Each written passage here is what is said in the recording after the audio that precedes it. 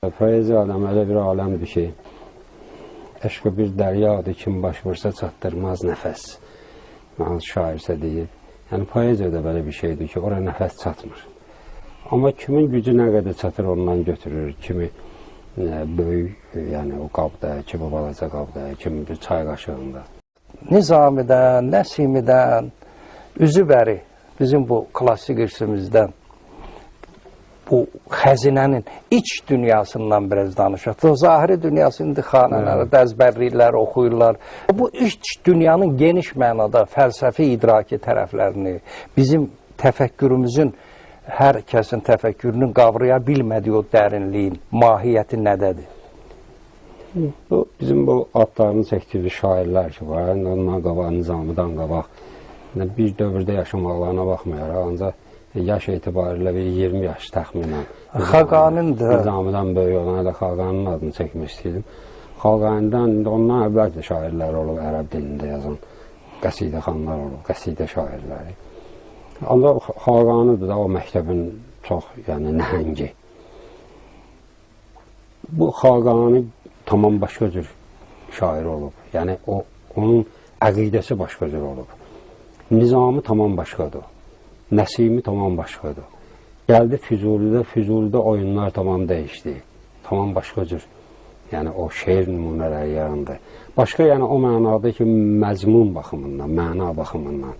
Məsəl üçün o Xaqaninin, mən çox bu Fars şairlərinin, Fars ədəbiyyatçıları ilə də görüşmüşəm müəyyən vaxtlarda, müəyyən tədbirlərdə. Xaqanın haqqında danışanda onlar dedilər ki, ona toxunmaq olmaz. Nə mənada? O mənada ki, onu başa düşmək mümkün deyil. Onun elmi o qədər dərindir ki, başa düşmək, məsələn, o bütün dünya dinlərindən elə danışır, elə onu poetik formada deyir ki, onu izah eləmək olmur, başa düşmək olmur. Yəni, Xaqani toxunulmaz nəhəng bir yəni bizim Azərbaycan xalqının oğludur, bu sözün həqiqi mənasında. Düzdür, yəni danışırlar falan edirlər. Məsələn, Xaqanida belə bir beyt və qəzəllərindən bir iki beyt deyim. Bir hədisi tövbəni at bir kənara, badə gətir. Xumarı dəf eləmək üçün xumara badə gətir. Rəva deyil iki qiblə, namaz ya badə. Namazı hövsələ yoxdur, dübarə badə gətir. İndi bu bir irfan da var burada fəlsəfə də var, burada çox şey var. Yəni, belə söz demək olar, məna çıxartmaq olar, amma o deyil, əsil deyil. Sonra gəldi Nizamidə tamam başqa bir ab-ı hava yarandı Nizami dövründə. Yəni, Nizami demək olar, qoydu o əsasını qoydu o məsələlərin, hikmətdir başladı deməyə. Məsələn, ilk baxışdan Nizami oxuyanda, hər kim oxusa Nizami ona öyüd nəsiyyət verir. Bütün beytləri.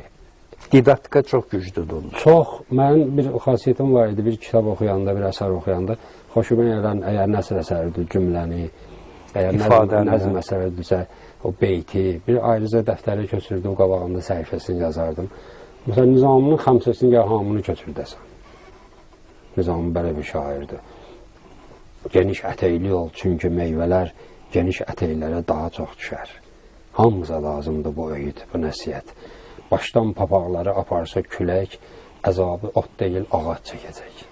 Həqiqətdə də bu cürdür. Yəni, nə demək istəyib Nizami? Demək istəyir ki, dikbaş olma. Dikbaş olarsan, səndən qüvvəli bir külək gələr, ota heç nə eləməz. Niyə? Çünki ot xalqın ayağının altına yıxılıb, kiçilməyi bacarır. Ağac dik tutduğu üçün özünü onu sındıracaq külək. Otda işi yoxdur. Nizaminin bütün fikirləri budur. Bütün insanları insanlıq aləmində, yəni, çox yüksəyə, müdrikliyə aparan, onun üçün fərqi yoxdur. O dil tanımır, din tanımır, sərhəd tanımır, milliyyət tanımır. O bütün dünyaya dərs verir. İnsanlıq tanıyır. Ancaq insanlıq tanıyır və insanlıq aləminə sözünü deyir. Deyib də, hələ doğrudan da deyib. Füzuli onun üçün deyir ki, bir işki qılır şikayət ustad, şagirdə olur rücu-i bidad. Billahi nə xoş demiş Nizami, bu babidə xətm edib kəlamı. Yəni, Füzuli boyda nəhəng, Nizami üçün deyir ki, bu sahədə o kəlamı xətm edib, yer qoymayıb.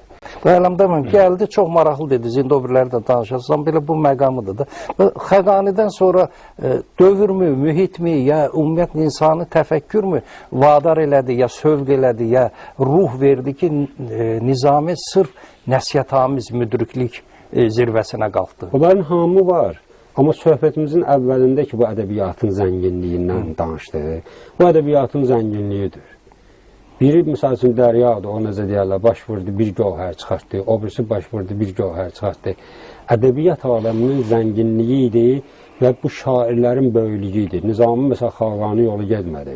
Xaqani Xaqanlığında qaldı.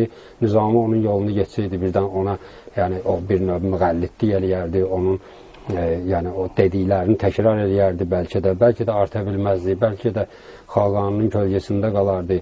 Necə ki, Nizami kölgəsində xəmsə yaradanlar qaldı. Çoxlu xəmsələr yarandı Nizamidən sonra, Əlişir Navai, Əmir Xosrov, Dəhləvi və ilaxır, yəni saymaqla başa gəlməz. Qazaxıstan, yəni bu Özbəkistan filan, bu şairlər, Türkmənistan, Türkiyənin özündə, İranda şairlər çıxdı. İstədilər Nizami kimi xəmsə yaratsınlar.